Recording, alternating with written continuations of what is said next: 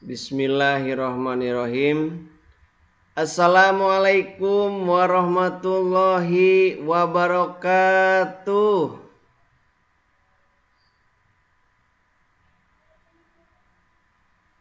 Waalaikumsalam warahmatullahi wabarakatuh. Iya. Waalaikumsalam. Bagaimana kabarnya anak-anak hari ini?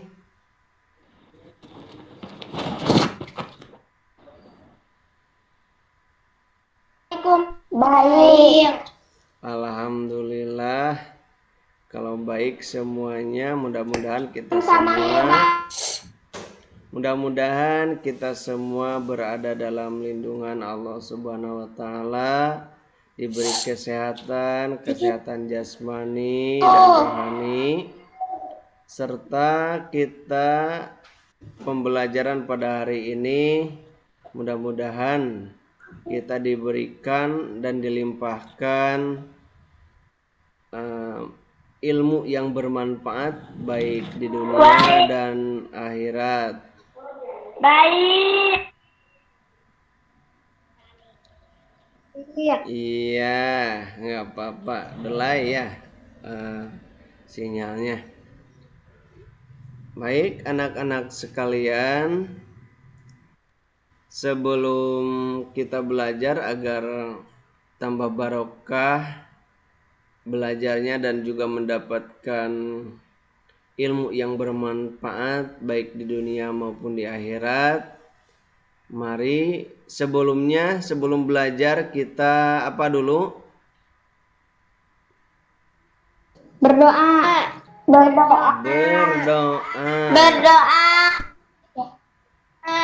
Iya, silahkan pimpin oleh salah seorang untuk berdoa. Pika, ya silahkan.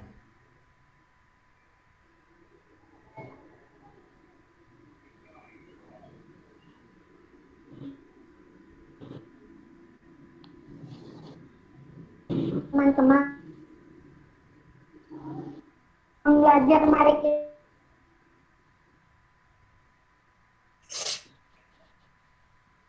dimulai. Berdoa mulai.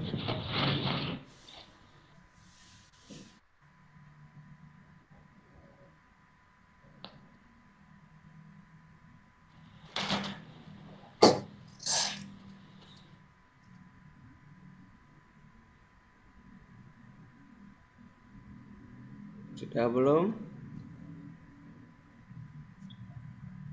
Sudah. Alhamdulillah.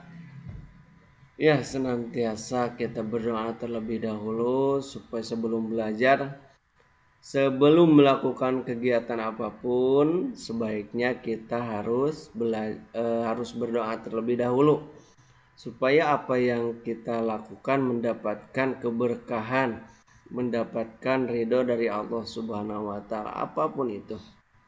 Ya. Baik, sebelumnya kita cek kehadiran dulu. Ya, alhamdulillah meskipun tidak lengkap ya, kita tetap semangat belajar. Tetap semangat belajar kapanpun dan dimanapun kita harus terus belajar. Kewajiban belajar itu dari mulai kita dilahirkan sampai kita nanti mati tetap belajar ya, sampai kita mati batasannya. Jadi tidak ada batasannya untuk belajar, tetap belajar dan belajar. Meski misalkan kita hari libur atau hari apapun, kita tetap semangat belajar ya. Oke, supaya lebih hikmat, kita akan menyanyikan lagu terlebih dahulu ya.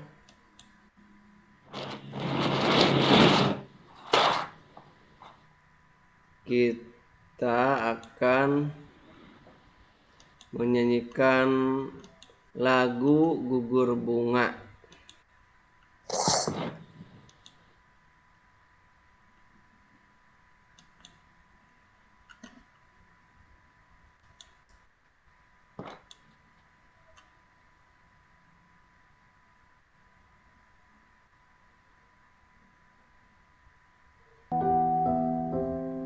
Silakan ikuti gugur bunga ini ciptaan Ismail Marzuki ya.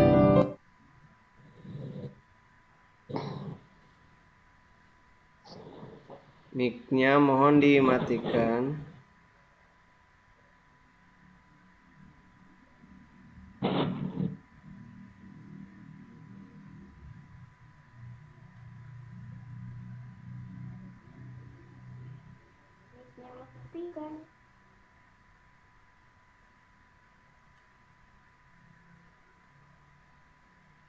Kita tunggu sebentar karena jaringan yang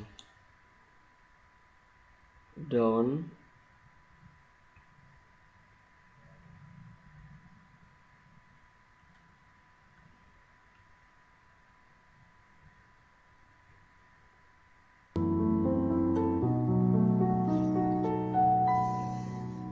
Betapa hatiku gugur pahlawanku, betapa hatiku tak akan sedih, hamba ditinggal sendiri. Siapakah kini balik berlara nan setia Dan perwira, siapakah kini pahlawan hati, pembela bangsa sejati. telah gugur pahlawanku, Tunai sudah janji bakti, gugur satu tumbuh seribu, tanah air jaya sakti. gugur bungaku di taman bakti, Di hari Wan Pertiwi, harum semerbak menambahkan sari tanah air jaya sakti. telah gugur pahlawanku, Tunai sudah janji bakti, gugur satu tumbuh seribu, tanah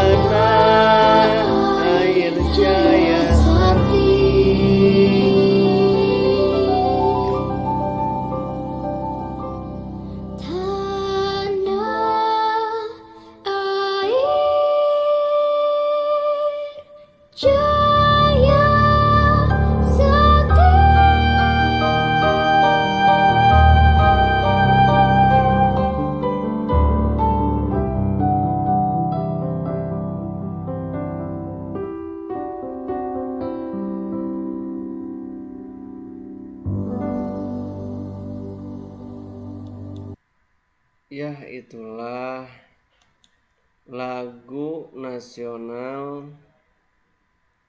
lagu Gugur Bunga merupakan lagu untuk mengenang para pahlawan yang telah gugur mendahului kita, yang telah berjuang membela bangsa untuk merdeka dari para penjajah. Baik, anak-anak semuanya, halo.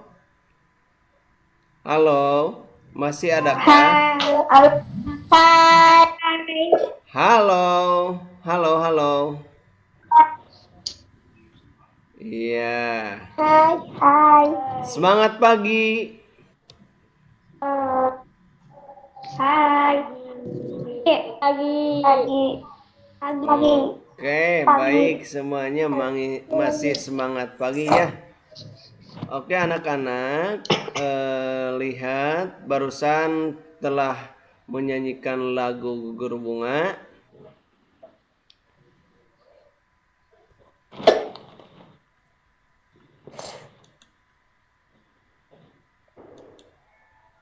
Nah, lihat.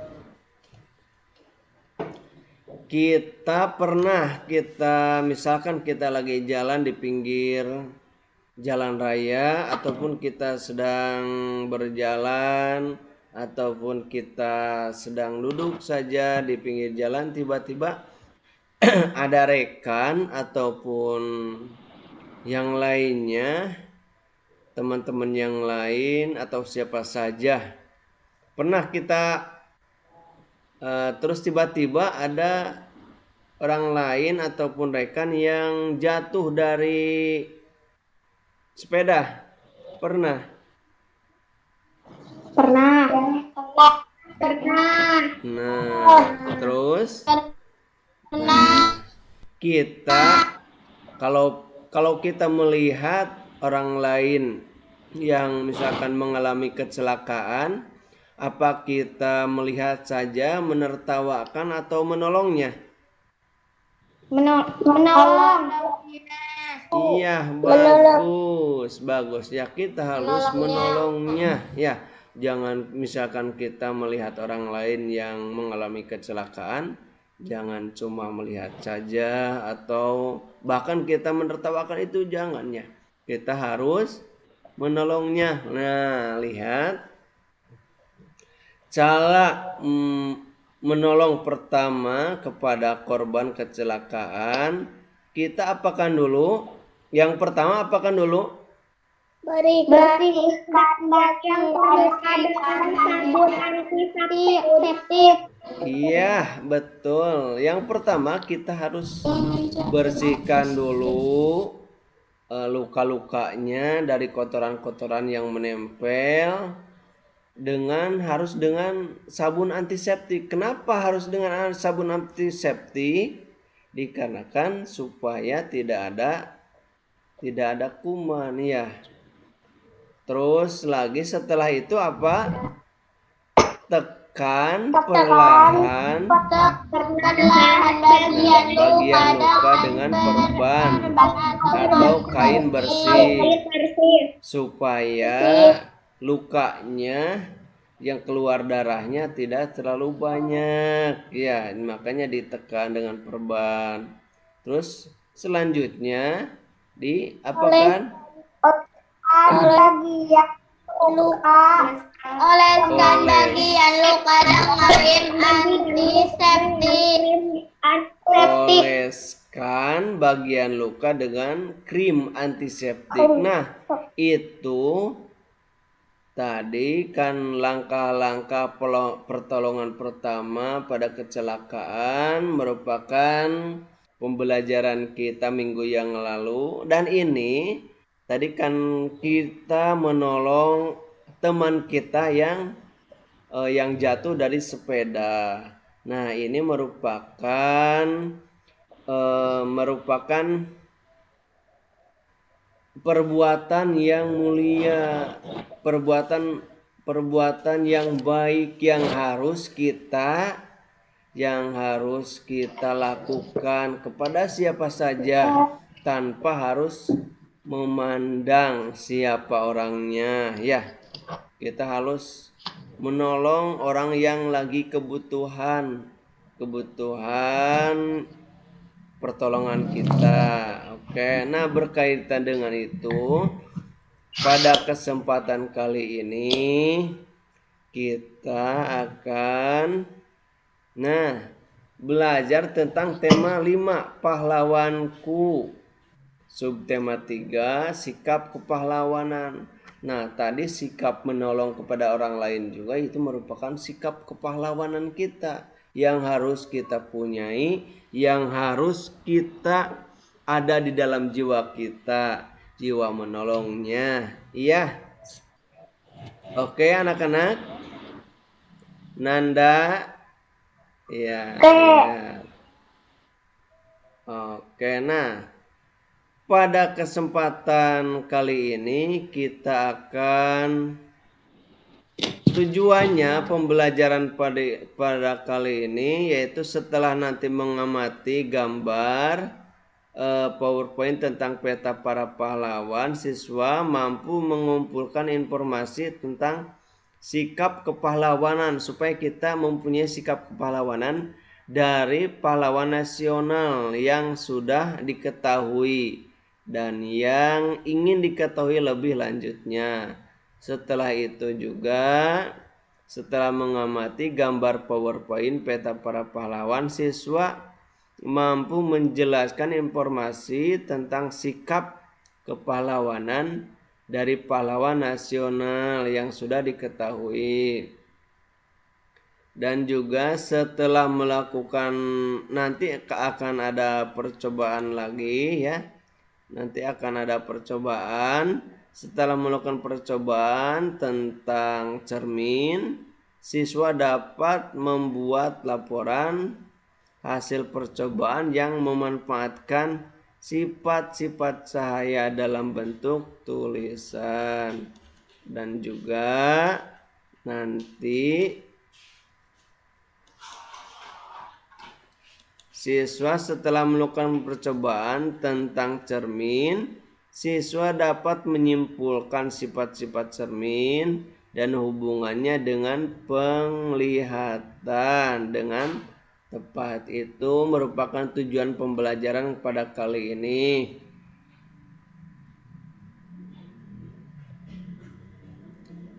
Nah, nanti terus lagi, nah seperti ini para pahlawan yang ada di Indonesia. Salah satu peninggalan raja-raja di masa Islam yang diwariskan adalah sikap kepahlawanan. Nah, sikap ini mempengaruhi sikap para pejuang di masa penjajahan Belanda. Banyak pahlawan dari berbagai wilayah di Indonesia berjuang untuk kemerdekaan dan kemajuan negara kesatuan Republik Indonesia.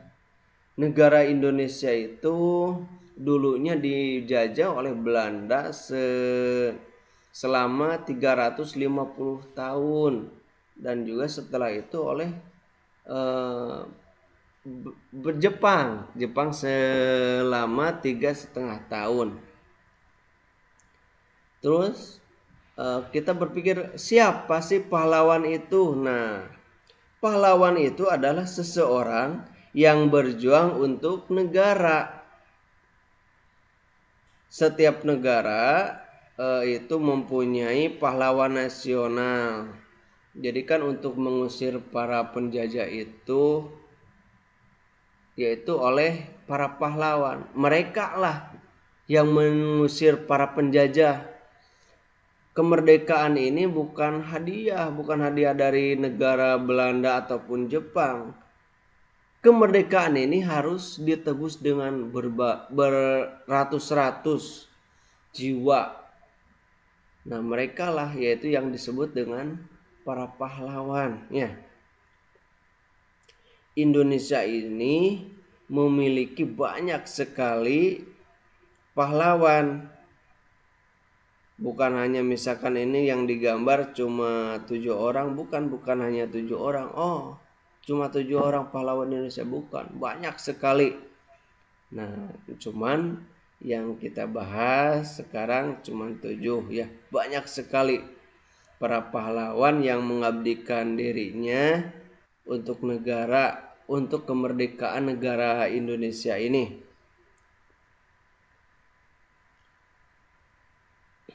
Nah, Indonesia ini memiliki banyak sekali para pahlawan yang telah berjuang untuk kemerdekaan. Nah, mereka berjuang mengangkat senjata, mengusir para penjajah dari Indonesia. Meskipun pada waktu itu di Indonesia hanya bersenjata sangat sederhana sekali, yaitu dengan bambu runcing. Tahu bambu kan? Tahu? Tahu. Bambu kan di dekat rumah kita juga kan suka banyak ya bambu. Nah, pada waktu itu Indonesia itu hanya punya senjata bambu yang diruncingkan ujungnya. Jadi untuk melawan penjajah itu hanya kan orang lain sudah pada pegang senjata, kita hanya membawa alat sederhana yaitu bambu runcing, tetapi dengan tekad yang kuat, dengan adanya persatuan, alhamdulillah ya itu. Nah, kemerdekaan yang kita nikmati sekarang ini tidak terlepas dari perjuangan dan pengorbanan yang dilakukan oleh para pahlawan, mengorbankan segalanya demi bangsa Indonesia. Pahlawan itu bukan hanya mengorbankan harta. Wah, harta mah tidak terbilang ya. Kita punya misalkan punya rempah-rempah, punya beras dan sebagainya, kita diambil oleh para penjajah. Para pahlawan mengorbankan harta-hartanya demi mencapai kemerdekaan. Namun juga selain harta yang dikorbankan oleh para pejuang, mereka rela berkorban bahkan sampai jiwanya, jiwa dan raga. Tidak memikirkan keselamatan dia, yang penting Indonesia bebas dari penjajah. Gitu, yang ada di pikirannya. Nah, karena perjuangan mereka, para pahlawan, kita dapat menikmati kebebasan seperti sekarang ini ya. Kebebasan dalam menentukan cita-cita. Cita-cita kita kan berbeda-beda. Ada yang apa? Coba cita-cita kalian apa? Pengen jadi apa cita-citanya?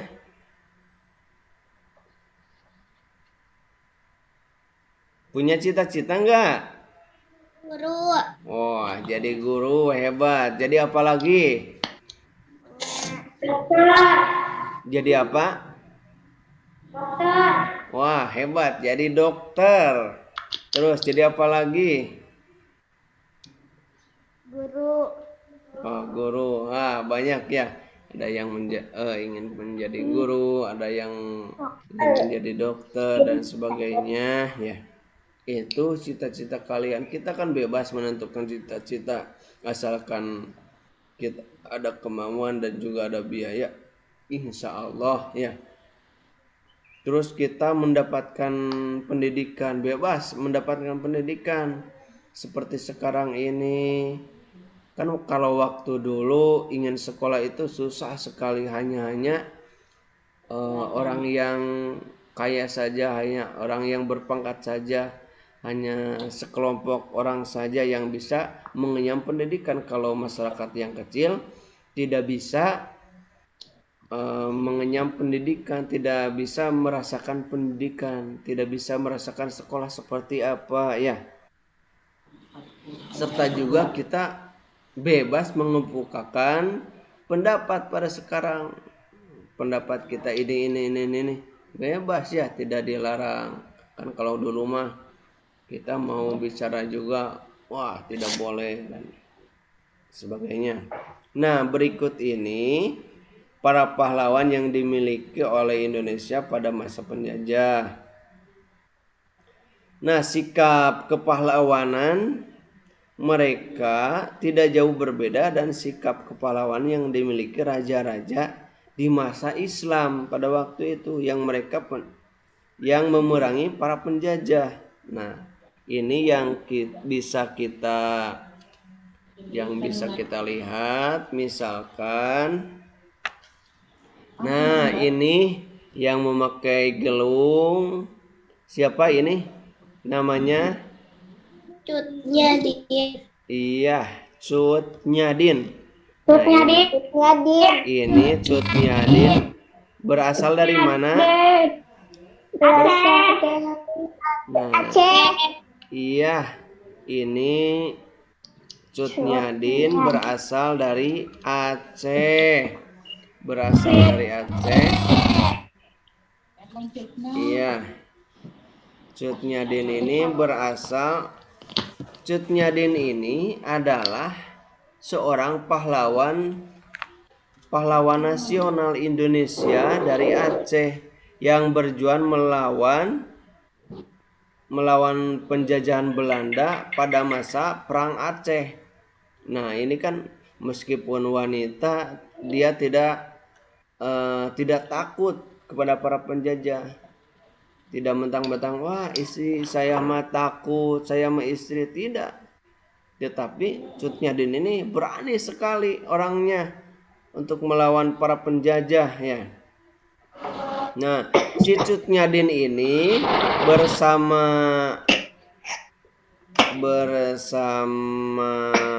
suaminya yaitu Teku Umar bertempur bersama-sama melawan Belanda. Ya. Dimatikan dulu mikrofonnya, Nanda, silakan matikan dulu. Nah, mereka Cut Nyadin ini melawan para penjajah Belanda bersama suaminya yaitu Teku Umar.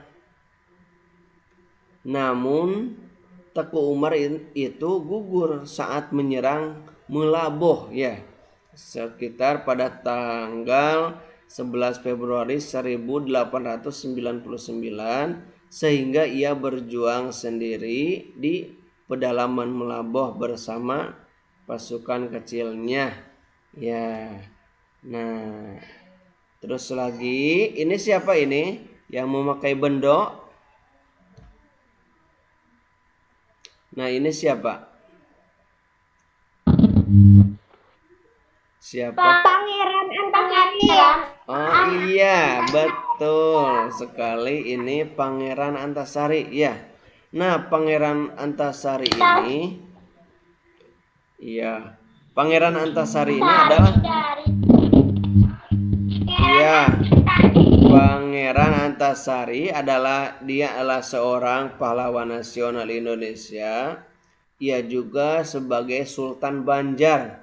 Ya, Pangeran Antasari ini adalah seorang pangeran Sultan Banjar yang perang Banjar pecah pada saat Pangeran Antasari dengan dengan prajuritnya menyerang tambak batubara pada waktu itu milik Belanda di Pengaron ya. Pertempuran yang berkecamuk makin sengit terus antara pasukan Pangeran Antasari dengan pasukan Belanda berlangsung terus di berbagai medan. Berkali-kali ya Belanda membujuk Pangeran Antasari untuk menyerah. Terus dibujuk supaya menyerah, hei Antasari, kamu harus menyerah, tapi tetap pada pendiriannya ya, tidak mengkhianati bangsa Indonesia. Tetap saya mah bahwa ingin Indonesia itu merdeka dari para penjajah, tidak ingin dijajah. Ya, kalau misalkan sudah diiming-imingi, ya Antasari kamu harus menyerah, ini diberikan imbalan, tidak ya. Tetap pada pendiriannya, tetap saya ingin merdeka. Ya. Nah, terus lagi ini siapa ini? Nah, Patimura. Iya, Patimura. Iya, kita suka melihatnya gambar Patimura di mana? Coba. Suka suka melihatnya di mana? Uang. Oh iya, benar sekali. Kita sering menjumpai gambar Kapitan Patimura ini dalam uang ya. Nggak tahu uang berapa ya? Uang 1.000 kalau nggak salah ya. Itu kalau di uang membawa golok, yang membawa senjata. Nah, iya. Nah, Kapitan Patimura ini bangkit memimpin rakyat Maluku. Oh ya, dari Maluku, ya Maluku. Jadi orang-orang rakyat Maluku ini dipimpin oleh Kapitan Patimura melawan kekejaman Belanda. Nah, pihak Belanda menguasai perdagangan rempah-rempah di seluruh kepulauan Maluku pada tahun sekitar 1817. Nah, perlawanan rakyat Maluku yang dipimpin oleh Patimura berhasil. Ya, alhamdulillah Kapitan Patimura berhasil melawan para penjajah Belanda. Berhasil merebut benteng Dustede di Saparua. Nah, pahlawan Patimura. Selanjutnya perlawanannya meluas. Melawan Belanda itu meluas ke berbagai daerah seperti meluas ke Ambon, Seram dan tempat-tempat yang lainnya. Ya, itu Kapitan Patimura. Nah, ini juga kita sering menjumpai ya. Coba, ini siapa?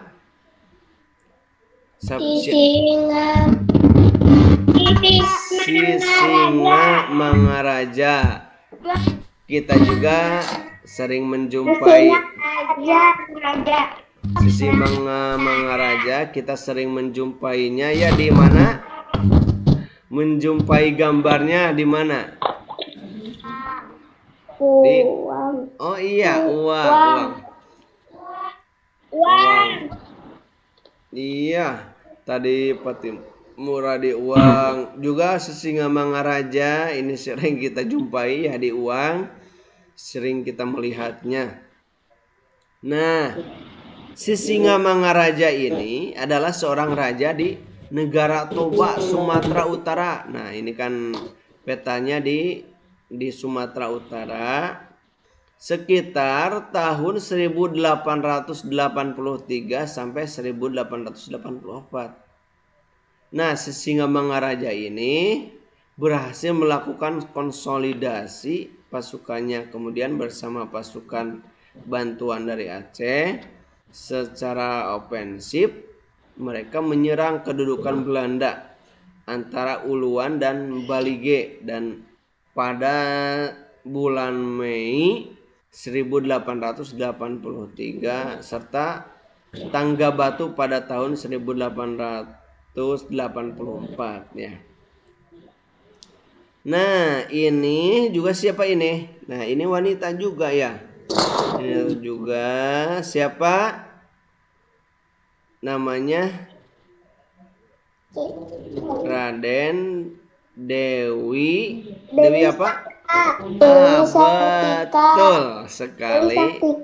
Dewi Sartika. Ya, Raden Dewi Sartika. Nah, ini sama seperti Cut Nyadin, mereka adalah pahlawan wanita ya. Meskipun wanita, dia tetap berjuang. Dewi Sartika ini adalah pahlawan pendidikan, pahlawan nasional di bidang pendidikan, sekaligus tokoh atau panutan di kalangan masyarakat Sunda. Ya, orang-orang Sunda pasti tahu lah, kebanyakan tahu tentang Raden Dewi Sartika. sejak tahun 1902 dengan mengajarkannya membaca. Terus membaca, anak-anak itu diajarkan membaca, menulis, memasak oleh Dewi Sartika ini, ya. Dan menjahit juga diajarkan kepada mereka. Nah, bagi kaum perempuan di sekitarnya, pada tanggal 16 Juli 1904, Raden Dewi Sartika mendirikan sekolah istri atau sekolah perempuan. Dewi Sartika berusaha keras mendidik anak-anak gadis pada waktu itu agar kelak bisa menjadi ibu rumah tangga yang baik, bisa berdiri sendiri, bisa luas, bisa terampil dalam menjahit, dalam memasak, dalam mendidik anak-anaknya juga, misalkan mereka supaya bisa membaca, menulis dan sebagainya. Ini Dewi Sartika ini adalah aktif sekali ya di bidang pendidikan itu. Mereka tidak mau istri itu dijajah, pengen setara dengan kaum laki-laki, makanya dia berjuang sekuat tenaga di bidang pendidikan. Oke, nah sekarang ini siapa ya, pakai bendung juga. Oh iya, Pangeran Diponegoro. Iya, betul. Pangeran Diponegoro, perang Diponegoro terjadi pada tahun 1825 sampai 1830. Nah, perang Diponegoro merupakan salah satu pertempuran terbesar yang pernah dialami oleh Belanda selama masa pendudukannya di Nusantara. Nah, peperangan ini terjadi secara menyeluruh di wilayah Jawa sehingga disebut Perang Jawa. Nah, banyak sekali menyeluruh. Salah satu upaya yang dilakukan Pangeran Diponegoro ini adalah dalam perjuangannya, yaitu menyatukan seluruh rakyat pribumi dalam semangat sadumuk batuk sanyari bumi ditohi tekan pati, sejari kepala sejengkal tanah dibela sampai mati. Nah, itu Pangeran Diponegoro. Iya, anak-anak. Oke, anak-anak, halo. Iya,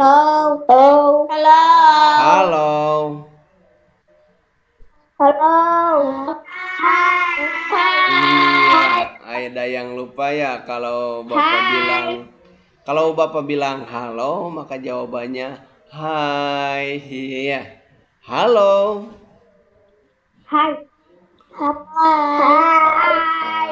Iya, gitu. Nah, sekarang satu lagi ini pahlawan. Iya, hai. Lailah. Terus ini siapa? Satu lagi. Nah, ini di petanya dari apa? Sila Papare. Iya, betul. Dari Papua. Sila Papare. Nah, ini dari Papua. Nah, Sila Papare ini adalah seorang perjuang penyatuan Irian Jaya, yaitu Papua, ke dalam wilayah Indonesia. Nah, perkenalannya Samarutulangi semakin menambah keyakinan ia bahwa Papua harus bebas dan bergabung dengan Republik Indonesia. Akhirnya ia mendirikan Partai Kemerdekaan Indonesia Irian atau disingkat dengan PKII pada bulan Oktober 1949 di Yogyakarta. Ia mendirikan Badan Perjuangan Irian di Yogyakarta dalam rangka membantu pemerintahan Republik Indonesia untuk memasukkan wilayah Irian Barat ke dalam wilayah Republik Indonesia. Iya.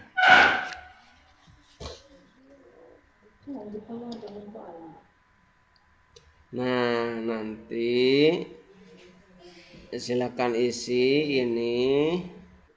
Ya, nanti Bapak akan memutar video dan juga yang barusan Bapak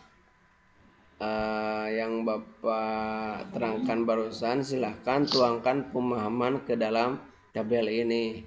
Ya, sekarang simak video ini ya. Salah satu peninggalan raja-raja pada masa Islam yang diwariskan adalah sikap kepahlawanan. Sikap ini mempengaruhi sikap para pejuang pada masa penjajahan Belanda. Banyak pahlawan dari berbagai wilayah di Indonesia yang berjuang demi kemerdekaan dan kemajuan Negara Kesatuan Republik Indonesia. Sekarang, mari kita simak penjelasan berikut ini. Mikrofonnya dimatikan dulu. Kita mulai dari ujung barat Indonesia. Ada Cut Nyadin. Cut Nyadin adalah pahlawan perempuan dari Aceh. Ia bersama suaminya, yaitu Teku Umar, berjuang pada masa Perang Aceh, yaitu pada tahun 1873 hingga 1904. Mereka melawan Belanda dengan strategi perang gerilya.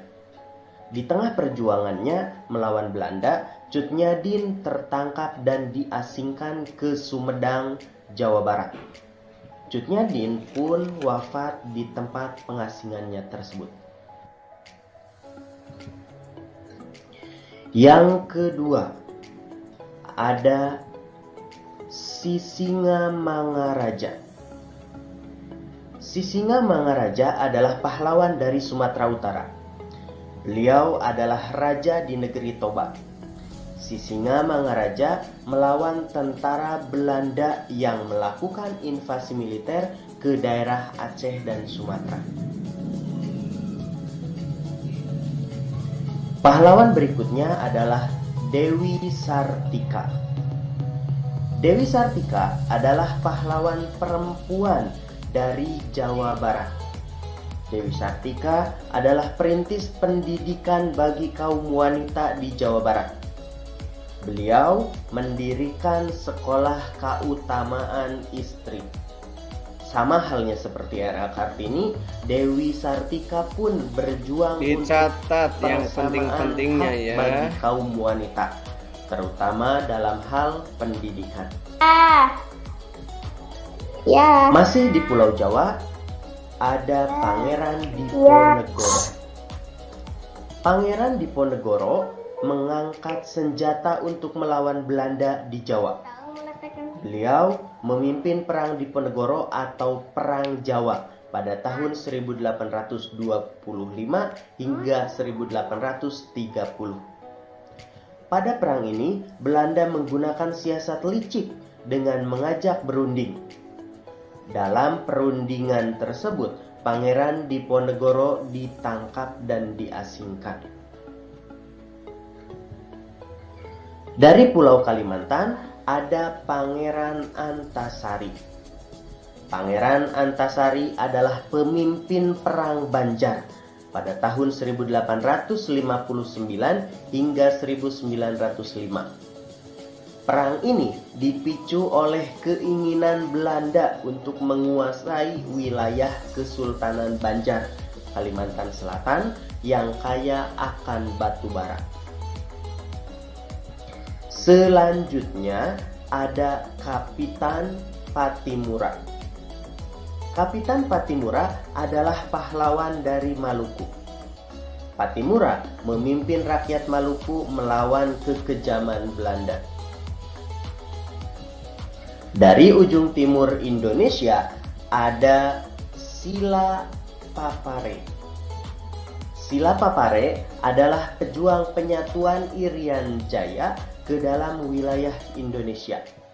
Namanya diabadikan menjadi nama salah satu kapal perang TNI Angkatan Udara dan juga sebagai nama pangkalan TNI Angkatan Udara di Sentani, Jayapura. Iya, itulah tadi para pahlawan di Indonesia. Nah, tadi salah satunya ada Kapitan Patimura. Nah, Kapitan Patimura ini adalah pahlawan dari Maluku. Nah, beliau lahir pada tanggal 8 Juni 1783 dan meninggal pada tanggal 16 Desember 1817. Nah, Patimura juga bangkit memimpin rakyat Maluku melawan kekejaman Belanda. Nah, akhirnya pihak Belanda menguasai perdagangan rempah-rempah di seluruh kepulauan Maluku. Rakyat diharuskan menjual hasil pertaniannya dengan sangat murah. Ya, mereka harus menanam dan setelah menanam harus menjual kepada Belanda, tetapi harganya sangat murah. Ya, sangat licik sekali ya. Dan bahkan harus menyerahkan beberapa bahan pangan kepada Belanda. Ya, tidak enaknya dijajah itu seperti itu. Ya, kita harus menyerahkan rempah-rempah dengan harga murah. Kan kita tidak mau ya menjual hasil rempah-rempah kita dengan harga yang murah. Nah, pada tahun 1817 perlawanan rakyat Maluku yang dipimpin oleh Patimura berhasil merebut benteng Durstede di Saparua. Nah, perlawanan Patimura meluas ke Ambon, Seram dan tempat-tempat lainnya. Nah, setelah berulang kali kalah melawan pasukan Patimura, akhirnya Belanda meminta bantuan pasukan dari Jakarta. 1-2 kali, wah, selalu kalah dari Patimura. Akhirnya Belanda minta bantuan, woi, minta bantuan sini pasukan, saya kalah terus nih. Nah, dari Jakarta yang akhirnya balad-baladnya, antek-anteknya dari Jakarta membantu Belanda sehingga akhirnya keadaan jadi berbalik. Ya, Belanda makin kuat dan rakyat Maluku terdesak. Akhirnya Patimura tertangkap pada tanggal 16 Desember 1817 dan Patimura menjalani hukuman mati di tiang gantungan. Nah, itulah bahkan rela berkorban ya. Saking cintanya kepada Indonesia, Patimura harus berakhir di tiang gantungan dengan menyerahkan nyawanya.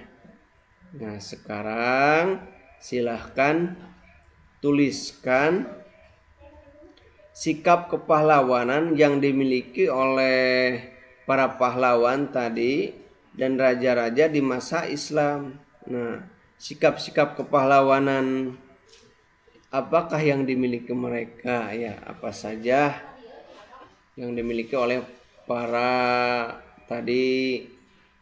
pejuang yang mati, terus yang berhasil dan sebagainya tadi. Oke, silakan. Silakan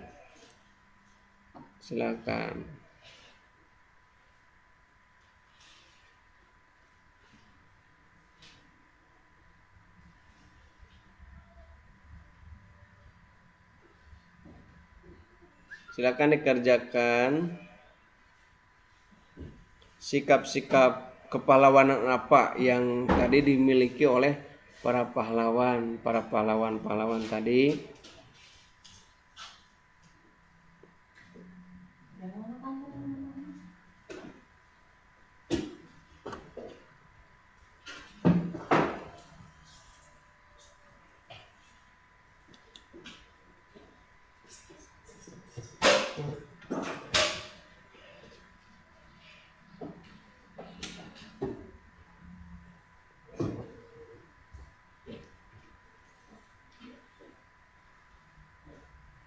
Sudah dikerjakan?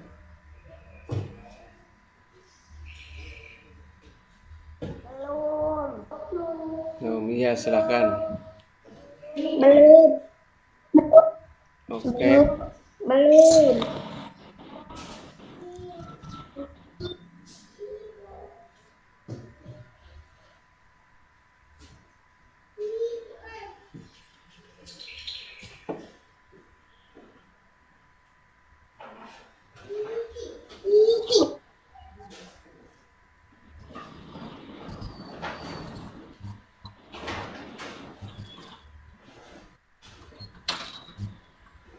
Mikrofonnya boleh dimatikan dulu.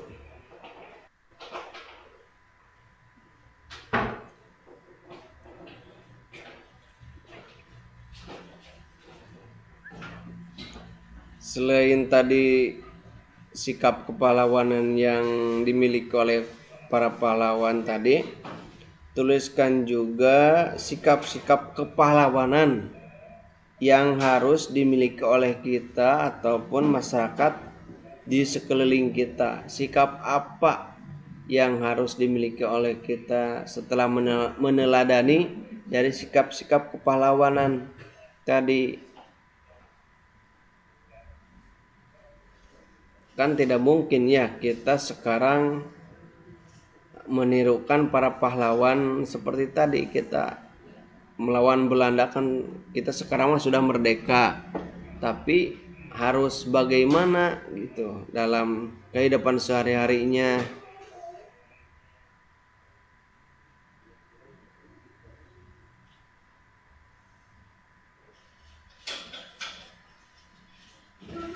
Oke, Nadira ada hadir? Halo? Hadir. Iya. Hai.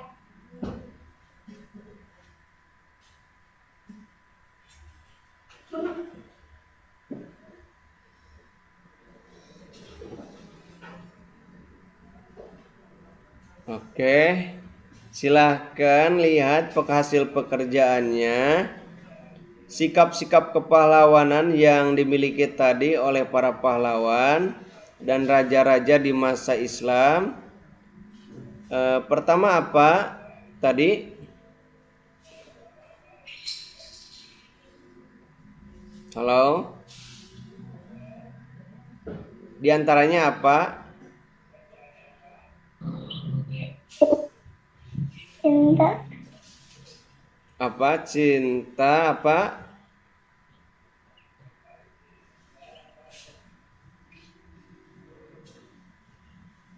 Halo? Cinta tanah air. Iya, cinta tanah air. Tanah air kita kan di negara Indonesia, kita harus cinta kepada tanah air Cinta kita. tanah. Iya, cinta tanah air. Cinta tanah air yang dimiliki oleh tadi para pahlawan, sehingga mereka rela berkorban saking cintanya, tidak ingin dijajah oleh para penjajah Belanda, oleh Jepang, bahkan penjajah-penjajah lainnya tidak mau negara Indonesia jadi ingin merdeka ya. Itu saking cintanya kepada tanah air. Selain cinta tanah air juga apa?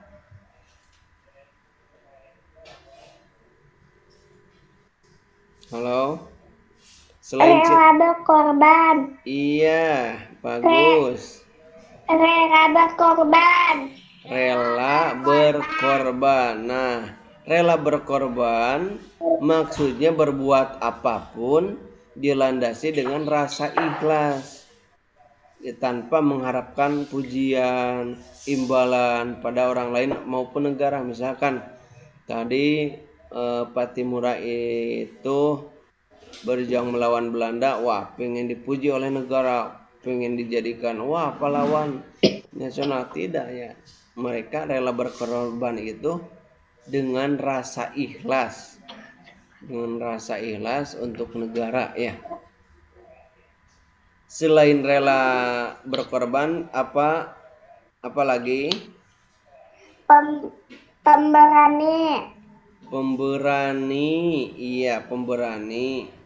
Berani dalam bidang kebenaran ya, jangan berani dalam kesalahan. Kalau kita merasa benar, kita harus berani. berani melawan penjajah. Kan yang menjajah Belanda, Jepang. Kita harus berani. Meskipun nyawa taruhannya. Nah, itu rela berkorban, berani, cinta tanah air, juga apa lagi? Satria. Apa maksudnya kesatria? Kesatria yaitu maksudnya berani mengaku kesalahan bila salah. Kalau kita salah, harus kita mengakui. Jangan misalkan kita melakukan kesalahan tetapi ngakunya wah saya yang maha benar. Nah, gitu jangan, harus bertanggung jawab. Itu namanya kesatria. Segala ucapannya dan tindakan harus dipertanggungjawabkan. Apa yang dia lakukan itu harus tanggung resikonya gitu. Juga selain itu juga apa? Pantang apa? Pantang apa? Pantang menyerah. Pantang menyerah maksudnya tak mudah putus asa. Semua usaha pekerjaan harus berhasil. Itu pantang menyerah. Pokoknya harus berhasil. Nah, itu pantang menyerah. Kegagalan merupakan pelajaran yang harus diulangi lagi sampai berhasil. Misalkan kita sekarang nih gagal, tidak langsung menyerah, itu namanya tapi diulangi lagi. Kalau gagal ulangi lagi sampai berhasil. Nah, itu namanya pantang menyerah ya. Selain pantang menyerah juga berperilaku harus terpuji. Nah, terpuji ini segala tindakan, perilaku, tutur kata dapat dijadikan contoh orang lain. Itu sikap atau kepahlawanan yang dimiliki oleh para pahlawan Islam, raja-raja Islam di masa penjajahan tadi. Nah, kita sekarang tidak mungkin melawan penjajah, tidak mungkin melawan Belanda. Kita sekarang sudah berani, tetapi sudah merdeka sekarang, tetapi kita harus mempunyai sikap kepahlawanan yang dimiliki oleh para pahlawan nasional. Sikapnya harus misalkan pemberani berkorban harus ada dalam diri kita. Misalkan kita membantu tanpa pamrih dan ikhlas. Nah, misalkan membantu siapa saja yang membutuhkan pertolongan kita di rumah, ada keluarga ya, ada adik kakak, ada ayah, ada mama. Kita itu harus membantu dengan ikhlas. Jangan misalkan gini, kita itu disuruh oleh ayah kita ya, oleh ayah kita atau mama, tolong beliin ini. Nah, kita oke, mama, oke, bapak, asalkan minta imbalannya. Nah, jangan gitu. Berarti itu tidak ada sikap rasa kepahlawanannya, tidak ada sikap membantu tanpa pamrih dan ikhlas. Harus ikhlas dalam membantu orang lain. Juga kita harus berani membela kebenaran dan keadilan. Kalau misalkan kita itu benar, kita harus perjuangkan apa yang menjadi kebenaran. Jangan misalkan kita itu disuruh berbohong. Nah, ini katakan bohong saja ya, nanti saya diberi imbalan kamu. Nah, jangan mau gitu. Kalau misalkan kita itu benar, harus dikatakan yang sebenarnya. Dan juga selain itu juga kita harus rela berkorban untuk kepentingan bangsa dan negara, ya. Harus ada itunya, rela berkorbannya. Berkorban demi apa gitu, yang harus mengisi kemerdekaan sekarang ini. Bukan berani melawan penjajah, karena kan melawan penjajah sekarang tidak ada. Terus lagi kita harus jujur dan bertanggung jawab.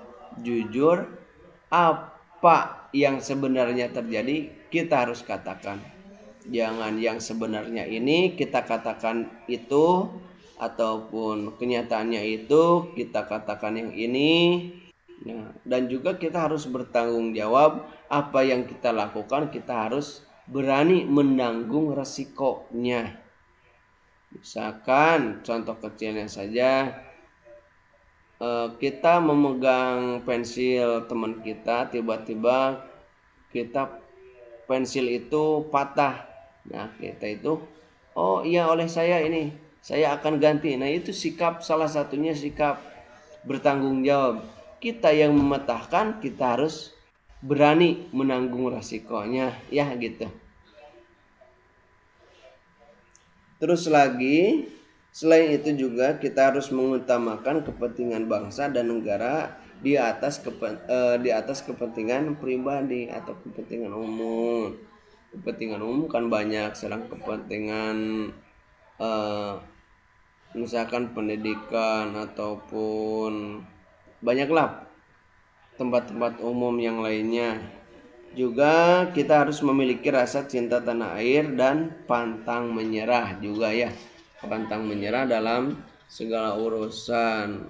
Kalau kita belum berhasil, terus dicoba lagi dan dicoba lagi. Terus lagi kita harus bertindak terpuji dalam kehidupan sehari-hari.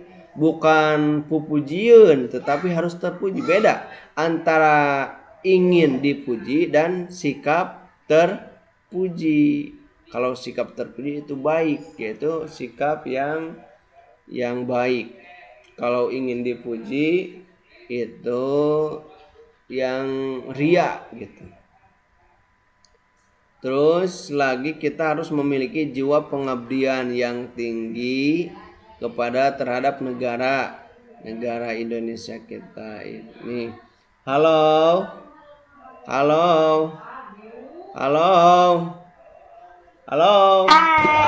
Iya, jangan berisik ya. Jangan berisik. Ya. Halo.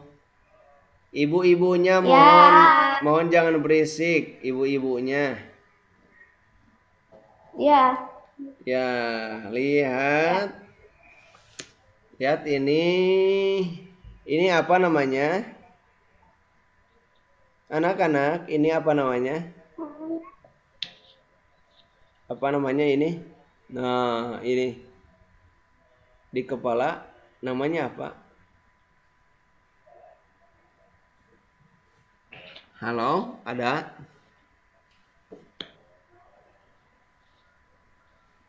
Halo? Ini namanya apa? Halo. Ini namanya apa? Hai.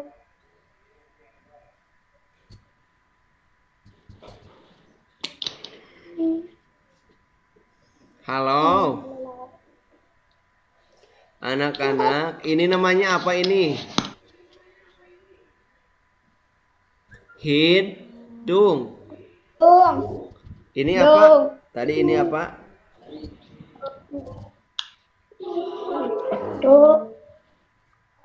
Ini apa namanya? Kening.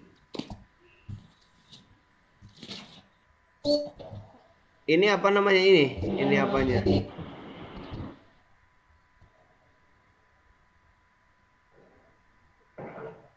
Halo. Ini apa namanya? Hai. Ini namanya apa? Telinga. Video. Halo, ini apa namanya? Telinga. Telinga. Telinga. Kalau ini apa namanya? Mulut. Mulut. Bibir. Nah, ini kalau ini apa namanya?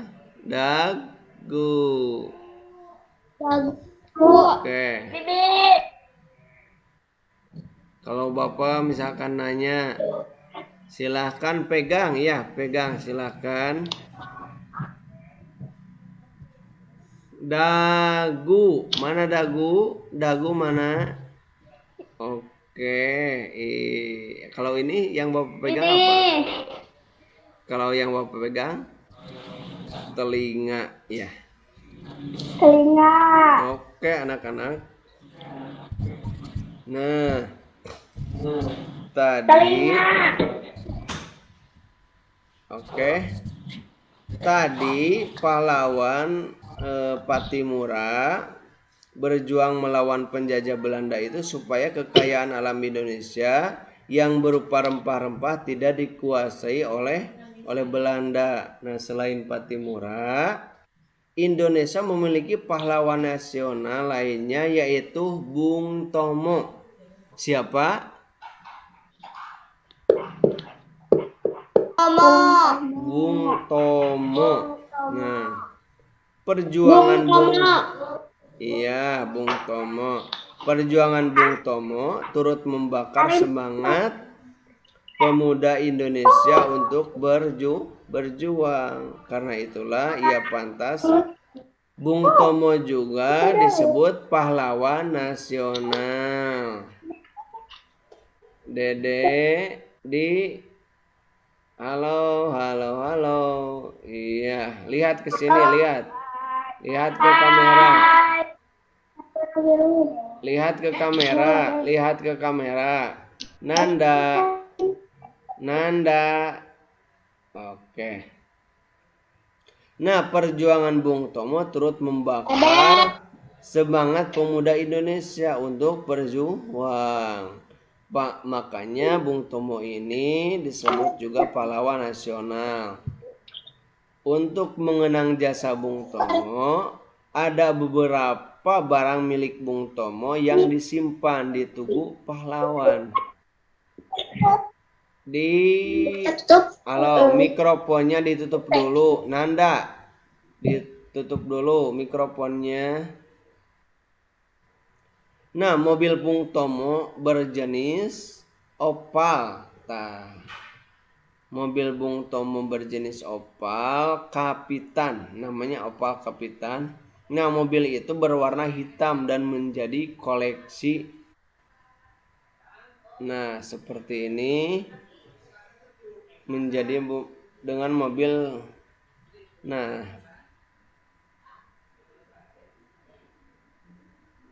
mobil itu berwarna hitam dan menjadi koleksi Museum Tugu Pahlawan di Surabaya. Mobil ini sampai sekarang masih ada di Museum Tugu Pahlawan di Surabaya. Nah, yang salah satu yang menjadi pembeda mobil Bung Tomo ini dengan mobil-mobil sekarang adalah posisi kaca spion. Posisi kaca spion mobil yang hanya ada satu. Spionnya kan kalau sekarang dua, kalau mobil Bung Tomo itu satu, yaitu di dalam mobil.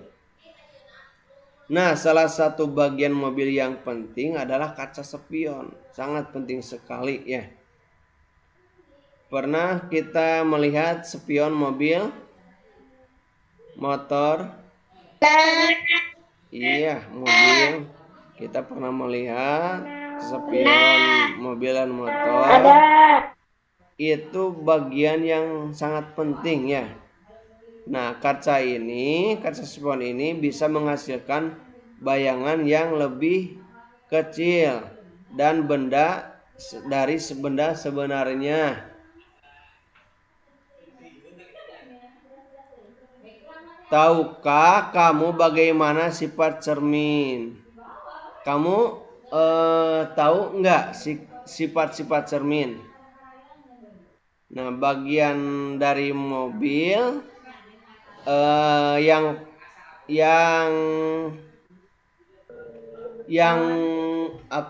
yang penting juga yaitu lampu.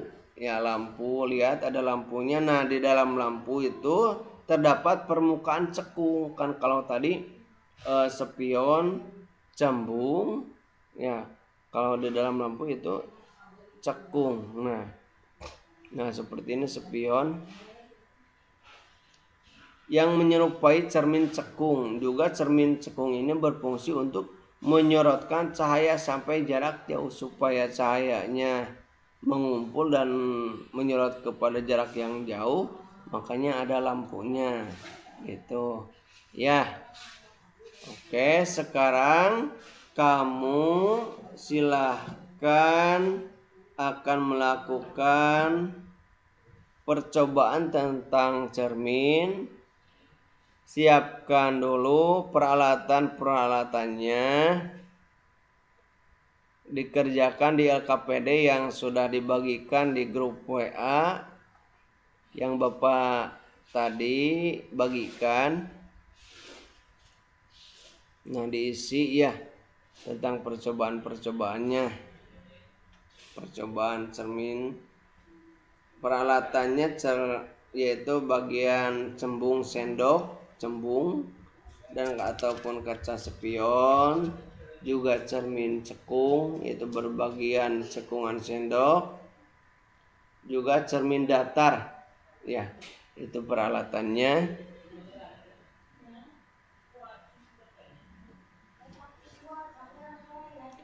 Oke.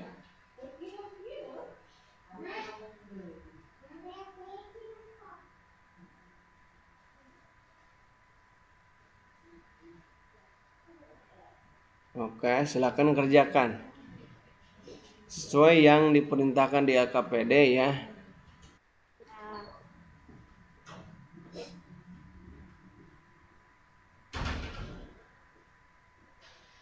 Dicoba dengan tadi mengaca di bagian sendok yang di bagian cekungnya itu cermin cekung, dan juga di bagian yang cembungnya itu cermin cembung, juga cermin datar yang biasa kita lakukan di rumah-rumah ya.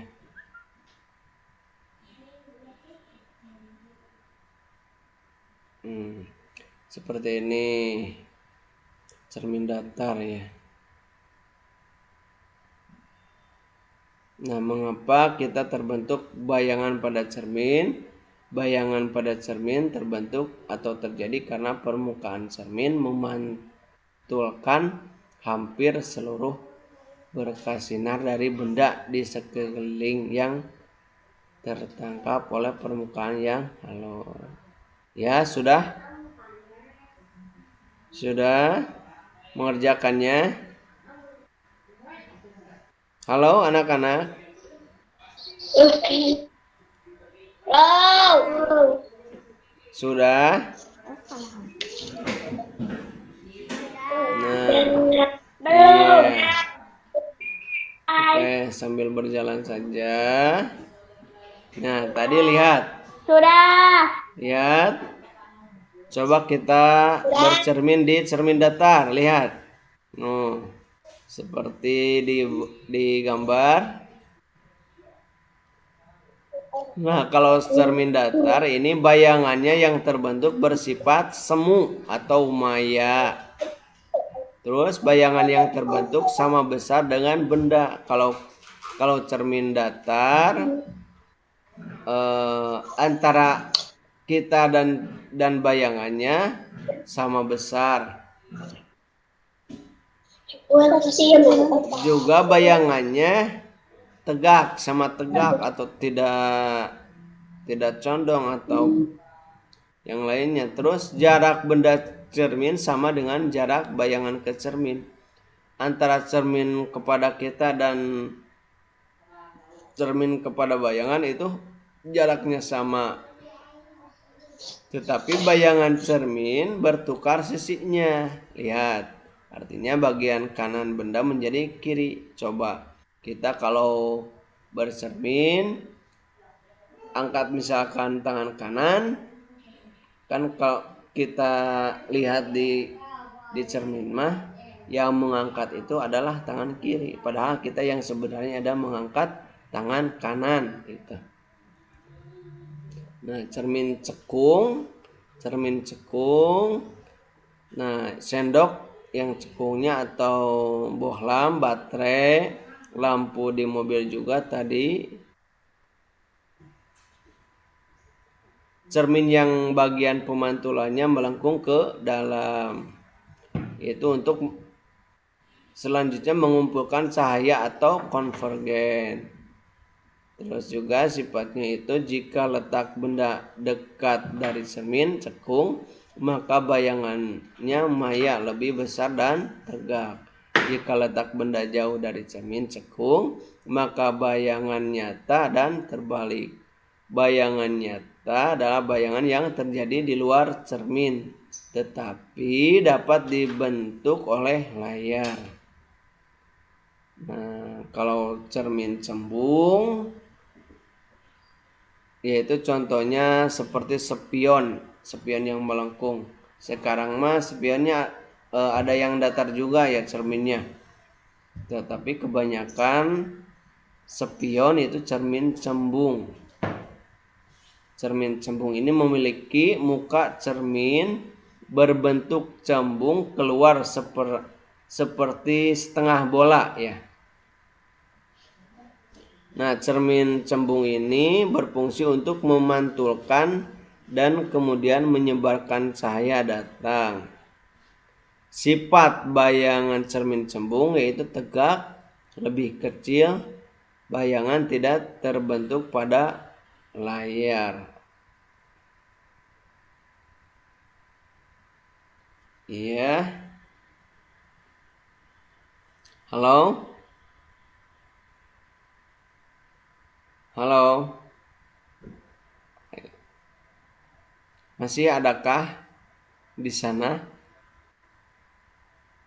Tolong. Iya, mungkin sinyal jelek. Nah, dari kesimpulan tadi, sifat bayangan cermin datar yaitu maya apa? Kesimpulannya, coba Aurel. Hai. Kesimpulannya Hai. apa, Pika? Kesimpulannya, sifat bayangan cermin datar apa? Halo? Halo?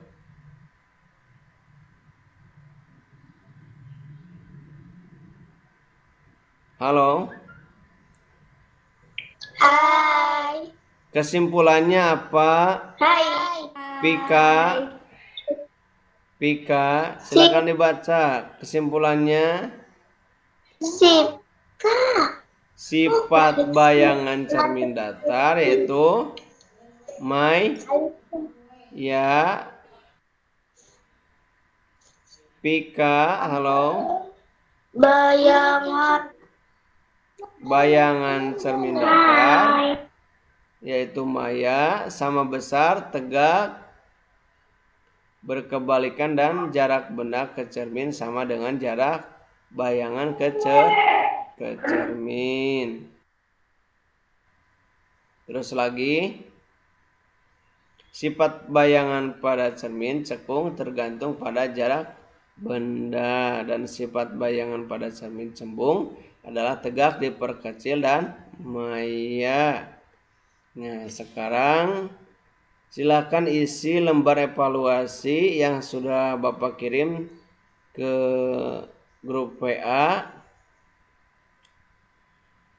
Nanti hasilnya dikirim lagi melalui grup WA ya. Oke? Ya. Iya.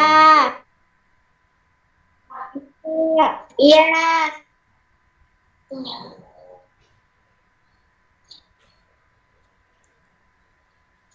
Silakan diisi dan nanti kirimkan lagi. Nah, Tadi dari sikap kepahlawanan yang harus kita teladani yaitu apa? Sikap apa? Berani. Apa katanya? Harus berani. Berani. Iya, kita harus berani sebagai siswa. Kalian itu harus berani melakukan hal yang benar. Contohnya berani bertanya jika ada hal yang belum dipahami dan mengakui kesalahannya. Kalau misalkan kita belum mengerti, kita harus jujur saja. Pak, belum mengerti ini gitu. Jangan diam saja ya. Terus lagi kita harus pantang menyerah. Ya, pantang menyerah kalau misalkan ada soal yang belum dikuasai, ada yang belum diselesaikan, yang belum dikerjakan, kita harus berusaha ya. Dan juga kita harus rela berkorban bisa menyisihkan, misalkan rela berkorban menyisihkan uang jajan, misalkan kita diberikan 5.000 untuk jajan, kita harus menyisihkan berapa saja, 500, 1.000, 2.000 dan sebagainya. Berarti kita itu rela berkorban untuk membantu saudara-saudara kita yang mengalami musibah. Kalau misalkan teman kita ada yang mengalami musibah, kita bantu ya.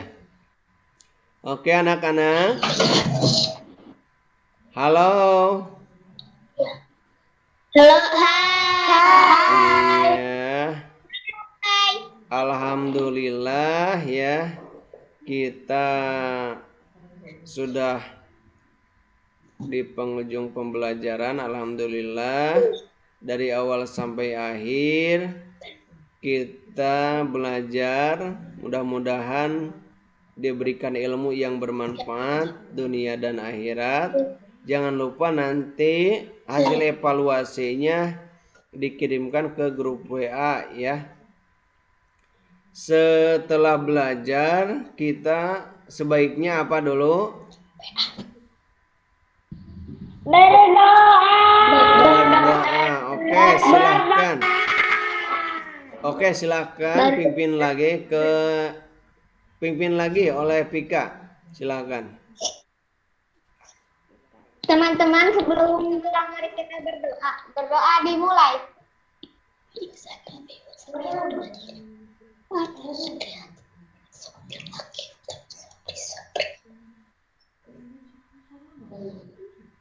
Berdoa selesai.